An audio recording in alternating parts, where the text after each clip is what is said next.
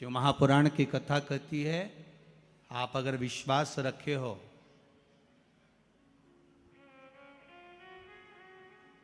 सफेद आंकड़े की जड़, जिस नारी का संतान नहीं हो, गर्भ नहीं ठहरा हो, सफेद आंकड़े की जड़, जिस देव अधिदेव महादेव की कथा जिस तुम्बरुका जी ने श्रवण कराई है, शंकर भगवान जिनके सामने बैठकर शिव पुराण की कथा सुन रहे हैं, उन तुमरुका जी का नाम लेकर शिवलिंग पे से 21 बार घुमाकर मंदिर में ही कमर पर 7वें दिन रजस्वला धर्म के जो बांध लेता है और एक पीपल का पत्ता अवधूतेश्वर महादेव का नाम लेकर शंकर पर चढ़ाकर उसको गाय के दूध में उकाल कर रात्रि को दोनों पति पत्नी अगर पीकर सोते हैं, 3 महीने में भगवान भोलेनाथ उसकी गोद भर देते हैं। ये शिव तत्व। शंकर देता जरूर है।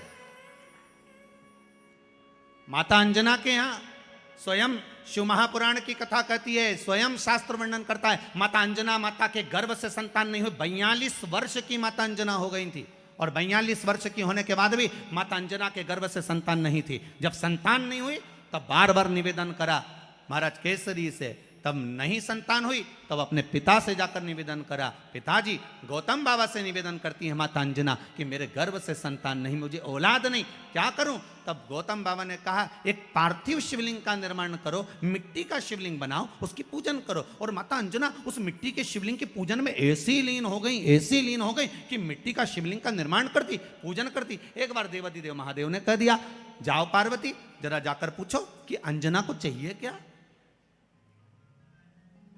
अंजना माता को चाहिए क्या।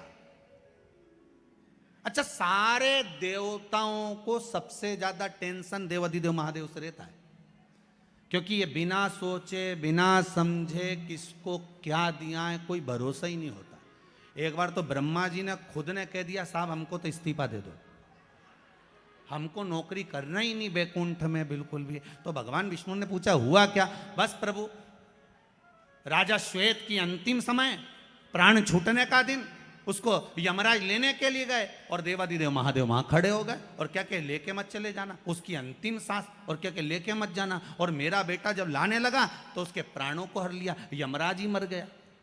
फिर मेरी पोती गई मृत्यु देवी, उससे कहा उठा ला राजा श्वेत को। वो राजा श्वेत को जैसी मृत्यु देवी ने फांस डाली, भगवान शंकर ने उसको भी मार दिया। अब बताओ, सूर्य नारायण भगवान बोले कि मेरा बेटा भी मर गया, मेरी पोती भी मर गई, अब बताओ क्या करें? तो भगवान ब्रह्मा जी ने शंकर जी से जाकर कहा, भोलेनाथ ये आपकी आदत बहुत गलत है, जब इसको मरना था तो आपने क्यों बचाया? शंकर जी बोले मेरे मंदिर में बैठा था, जगह तो देखो कि कहां बैठा है।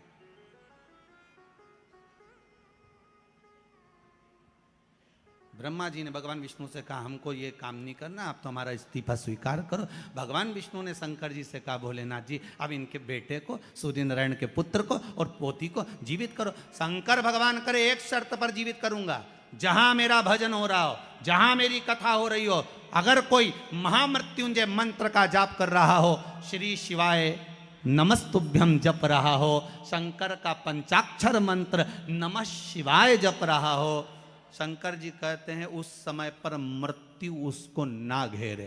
तो इतने में सूर्य नारायण भगवान कहते हैं शपथ लेता हूं, संकल्प लेता हूं, जहां आपका नाम होगा, अगर पृथ्वी पर कोई मरने का भी समय आ गया तो पहले आपसे पूछा जाएगा उठा ले,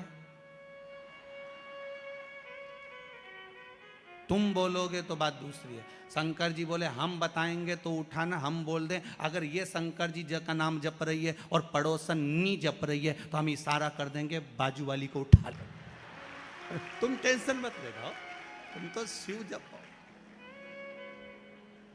अब क्या सोचना, अब सोचो क्या? इसलिए शिव का धीमा बजाओ भोलानाथ डमरू।